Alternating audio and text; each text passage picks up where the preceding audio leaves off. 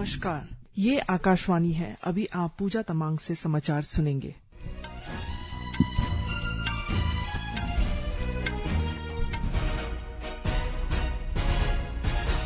पहले मुख्य समाचार। लोकसभा में आज लोक परीक्षा अनुचित साधन निवारण संशोधन विधेयक 2026 पेश किया गया। पूर्व राष्ट्रपति भारत रत्न से सम्मानित और प्रख्यात वैज्ञानिक डॉक्टर एपीजे अब्दुल कलाम की आज पुण्यतिथि है। उपराष्ट्रपति सीपी राधाकृष्णन, प्रधानमंत्री नरेंद्र मोदी और रक्षा मंत्री राजनाथ सिंह ने आज केंद्रीय रिजर्व पुलिस बल सीआरपीएफ के सभी जवानों को स्थापना दिवस की शुभकामनाएं दी। असम में बाढ़ की स्थिति में सुधार होने के साथ ही अधिकतर इलाकों में बाढ़ का पानी कम हो गया है। सिक्किम सरकार ने राज्य में वन रक्षक पदों की भर्ती में अग्निवीरों के लिए 20% आरक्षण की घोषणा की है। और अब समाचार विस्तार से। लोकसभा में आज लोक परीक्षा अनुचित साधन निवारण संशोधन विधेयक 2026 पेश किया गया। पहले स्थगन के बाद सदन की कार्रवाई फिर शुरू होने पर कार्मिक, लोक शिकायत और पेंशन राज्य मंत्री डॉक्टर जितेंद्र सिंह ने यह विधेयक सदन में प्रस्तुत किया। यह विधेयक लोक परीक्षा अधिनियम 2024 में संशोधन का प्रावधान करता है। विधेयक पेश किए जाने के दौरान विपक्षी सदस्यों ने नीट मुद्दे पर छात्रों के विरोध प्रदर्शन के दौरान कथित पुलिस कार्रवाई पर चर्चा की मांग करते हुए हंगामा किया। इस पर लोकसभा अध्यक्ष ओम बिरला ने कहा कि परीक्षा सुधार की दिशा में यह विधेयक पहला महत्वपूर्ण कदम है और इस पर व्यापक चर्चा होनी चाहिए। उन्होंने सदस्यों से सहयोग और सार्थक चर्चा की अपील की, लेकिन हंगामा जारी रहने पर सदन की कार्रवाई दोपहर 2 बजे तक के लिए स्थगित कर दी गई। इससे पहले आज सवेरे लोकसभा की कार्रवाई शुरू होने पर अध्यक्ष ओम बिरला ने 23वें राष्ट्रमंडल खेलों में पदक जीतने वाले भारतीय भारोत्तोलकों मीराबाई चानू, चानबम ऋषिकांत सिंह, राजा मुथुपांडी और पैरा पावर लिफ्टर झंडू कुमार को बधाई दी। उन्होंने खिलाड़ियों, उनके कोचों और टीम इंडिया के उत्कृष्ट प्रदर्शन की सराहना करते हुए उनके उज्जवल भविष्य की कामना की। राज्यसभा में भी छात्रों के विरोध प्रदर्शन के दौरान कथित पुलिस कार्रवाई का मुद्दा उठाया गया। दोपहर 12 बजे कार्रवाई दोबारा शुरू होने पर विपक्ष ने फिर हंगामा किया। इसके बाद सभापति सीपी राधाकृष्णन ने सदन की कार्रवाई दोपहर 2 बजे तक के लिए स्थगित कर दी। इससे पहले राज्यसभा की कार्रवाई शुरू होने पर आवश्यक दस्तावेज और रसायन और उर्वरक संबंधी संसदीय स्थायी समिति की रिपोर्ट सदन में पेश की गई। इसके बाद विपक्ष के नेता मल्लिकार्जुन खड़गे ने नियम 2067 के तहत छात्रों के विरोध प्रदर्शन के दौरान कथित पुलिस कार्रवाई पर चर्चा की मांग की। उपराष्ट्रपति सीपी राधाकृष्णन, प्रधानमंत्री नरेंद्र मोदी और रक्षा मंत्री राजनाथ सिंह ने आज केंद्रीय रिजर्व पुलिस बल सीआरपीएफ के सभी जवानों को स्थापना दिवस की शुभकामनाएं दी। सोशल मीडिया पोस्ट में श्री राधाकृष्णन ने कहा कि अनुकरणीय साहस, अटूट समर्पण और उच्चतम पेशेवर मानकों के साथ सीआरपीएफ ने राष्ट्र की एकता, अखंडता और आंतरिक सुरक्षा की रक्षा में अमूल्य योगदान दिया है। उन्होंने कहा कि राष्ट्र अपने वीर जवानों के शौर्य, बलिदान और कर्तव्य निष्ठा के प्रति अटूट निष्ठा को सलाम करता है। श्री मोदी ने कहा कि सीआरपीएफ ने अपने अटूट साहस और कर्तव्य निष्ठा के माध्यम से विशिष्ट पहचान बनाई है।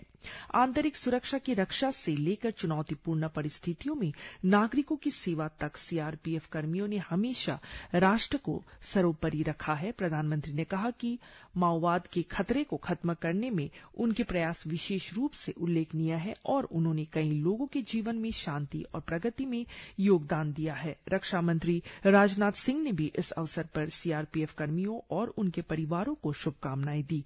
उन्होंने कहा कि सीआरपीएफ अटूट साहस, असाधारण व्यावसायिकता और निस्वार्थ सेवा का प्रतीक है। रक्षा मंत्री ने कहा कि सीआरपीएफ भारत की आंतरिक सुरक्षा के सबसे मजबूत स्तंभों में से एक है। उन्होंने इस बात पर जोर दिया कि सीआरपीएफ का अद्वितीय समर्पण, अग्निनत बलिदान और राष्ट्र की रक्षा तथा उसकी एकता को मजबूत करने की अटूट प्रतिबद्धता हर भारतीय को प्रेरित करती है। पूर्व राष्ट्रपति भारत रत्न से सम्मानित और प्रख्यात वैज्ञानिक डॉक्टर एपीजे अब्दुल कलाम की आज पुण्यतिथि है। मिसाइल मैन के नाम से विख्यात डॉक्टर कलाम ने देश की रक्षा और अंतरिक्ष अनुसंधान को नई ऊंचाइयों तक पहुंचाने में महत्वपूर्ण भूमिका निभाई। प्रधानमंत्री नरेंद्र मोदी ने कल मन की बात कार्यक्रम में उन्हें श्रद्धांजलि अर्पित करते हुए कहा कि डॉक्टर कलाम ने बच्चों और युवाओं को बड़े सपने देखने की प्रेरणा दी।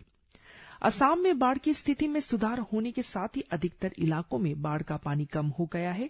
शिवसागर, गोलाघाट, जोरहाट और सराईदेव जैसे सबसे ज्यादा प्रभावित जिलों में बनाए गए 109 राहत कैंपों में अभी 37,000 से ज्यादा लोग अभी भी शरण लिए हुए हैं।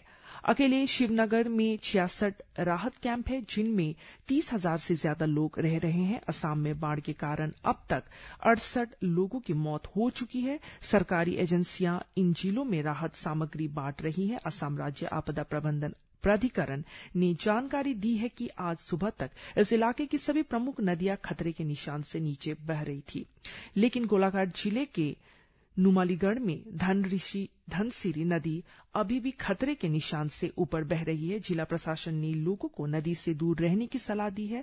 असम के मुख्यमंत्री डॉक्टर हेमंत बिश्व शर्मा ने सोशल मीडिया पोस्ट में कहा कि जैसे जैसे राज्य बाढ़ से उबर रहा है, प्रभावित इलाकों में बिजली बहाल करने का काम चरणबद्ध तरीके से किया जा रहा है।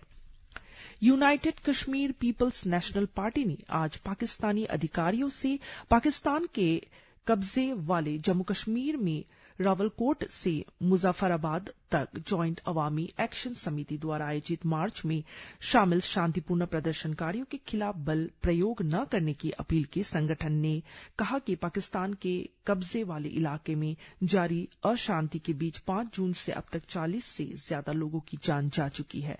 संगठन ने संयुक्त राष्ट्र, यूरोपीय संघ, अमेरिका, ब्रिटेन, रूस और व्यापक अंतर्राष्ट्रीय समुदाय से अपील की कि वे पाकिस्तान के कब्जे वाले जम्मू कश्मीर में नागरिकों की सुरक्षा और गंभीर स्थिति के शांतिपूर्ण समाधान के प्रयासों का समर्थन करें। नागालैंड में भारतीय युवा वायुसेना ने मानवीय सहायता के लिए हवाई अभियान जारी रखा। मानसून की वजह से हुई घटनाओं के कारण राज्य के कई हिस्सों में सड़क संपर्क टूट गया था, जिससे फंसे हुए यात्रियों को सुरक्षित बाहर निकाला गया। भारतीय वायुसेना के 2 हेलीकॉप्टरों को लोंगलेंग जिले के नामसांग सर्कल में ईएसी हेडक्वार्टर में तैनात किया गया था। उन्होंने कुल 42 फंसे हुए यात्रियों को सफलतापूर्वक सुरक्षित बाहर निकाला। वहीं 23 और 24 जुलाई को भारतीय वायुसेना ने कुल 148 फंसे हुए यात्रियों को सुरक्षित बाहर निकाला था। सिक्किम सरकार ने राज्य में वन रक्षक पदों की भर्ती में अग्निवीरों के लिए 20% आरक्षण की घोषणा की है।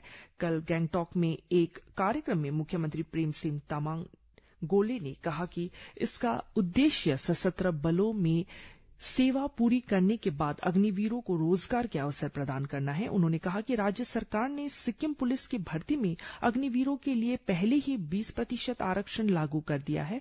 श्री तमांग ने कहा कि राज्य सरकार पूर्व सैनिकों और अग्निवीरों के पुनर्वास तथा रोजगार के अवसर प्रदान कर उन्हें समर्थन देने के लिए प्रतिबद्ध है।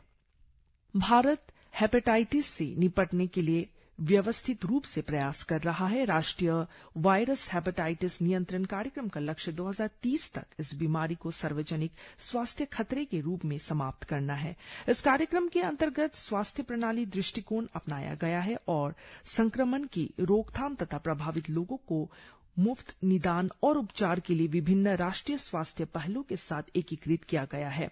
हेपेटाइटिस यकृत की सूजन है, जो हेपेटाइटिस वायरस, अन्य संक्रमण, शराब और नशीले दवाओं जैसे विषाक्त पदार्थों के कारण होती है। साथ ही यह ऑटोइम्यून बीमारियों के कारण भी होती है, जिसमें शरीर की प्रतिरक्षा प्रणाली शरीर के स्वास्थ्य हिस्सों को प्रभावित करती है। हेपेटाइटिस के 5 मुख्य virus A, B, C, D और E है, जिनमें हेपेटाइटिस B और C सिरोसिस और यकृत कैंसर के सामान्य कारण है। सरकार ने संयुक्त राष्ट्र के सतत विकास लक्ष्यों के अनुरूप स्क्रीनिंग और उपचार सेवाएं प्रदान करने के लिए 2018 में राष्ट्रीय वायरस हेपेटाइटिस नियंत्रण कार्यक्रम शुरू किया।